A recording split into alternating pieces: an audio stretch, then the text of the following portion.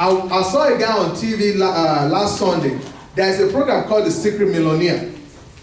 The guy has been living with diabetes for years now. He said he has been on dialysis for 20 years. I was surprised. He said, oh, but I've now learned how to live with the dialysis. And what the guy did is that he said when he goes for a dialysis treatment, he will see people who have finished their treatment, but they don't have any right to go home. So as part of what he is going through himself, he started a foundation that now supplies free ride to take people to their dialysis section and bring them back to their house. But this is what caught my attention. He said to the secret millionaire who ended up donating $40 to that guy's voluntary organization. He said, when I die, he said, because this sickness is life-threatening, I consider my mortality a lot of time. And when I die, I want people to be able to tell my daughter that your father was a good man. And that one asked, how old is your daughter? And they said 5 years old. And I saw something in there. That I'm sure when he became sick, God made him a promise, because along the way, he revealed he was a Christian. And I realized that whenever God says we do something in your life, more often than not we think it's going to happen tomorrow or next week. And we start waiting. And that is the problem with Christianity and all of us who are people of faith. When God says he's going to do something now, remember God exists in eternity. You exist in time.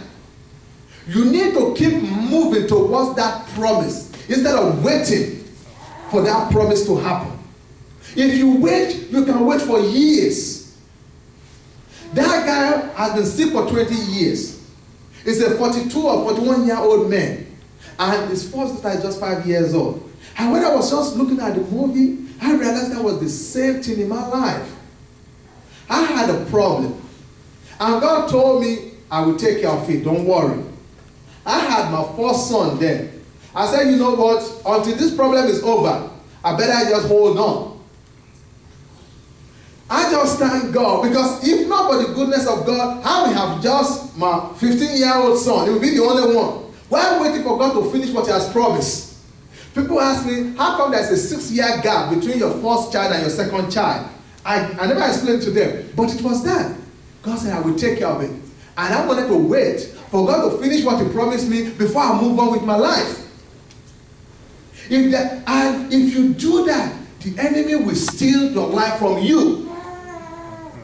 You cannot wait that, you know what, I can move until God heal this area of my life. No.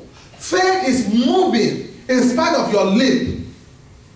Because if you are waiting for God to finish, before you do any other thing, until he heals that area he has told you will heal you off, you will get in trouble. You will miss a lot. You move in spite of the hindrances. You move in spite of what you are going through. That is what faith is all about. Because once you open his mouth and declare, and we take care of this, it becomes his responsibility. And God cannot lie. Yes. But you cannot determine the time he will take care of it. So if you now allow the enemy to trick you, that I'm going to put my life on hold until God take care of this, the only thing you will have later on is regret.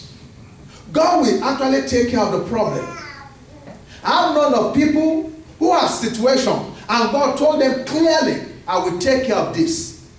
But they start worrying about the situation.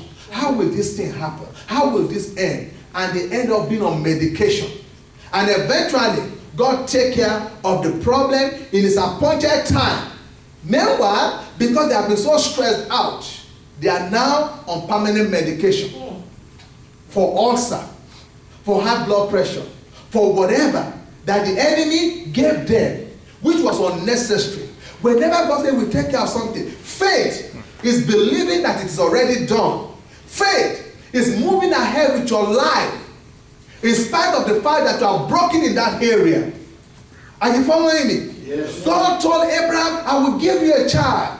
Did Abraham stop living? No. He went on with his life in a normal way. The Bible said when he went to Egypt And he lied about his wife being his sister.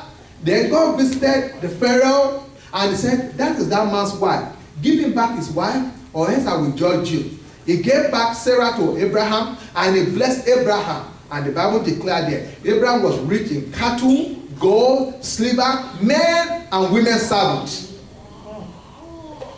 God said he will give him a child.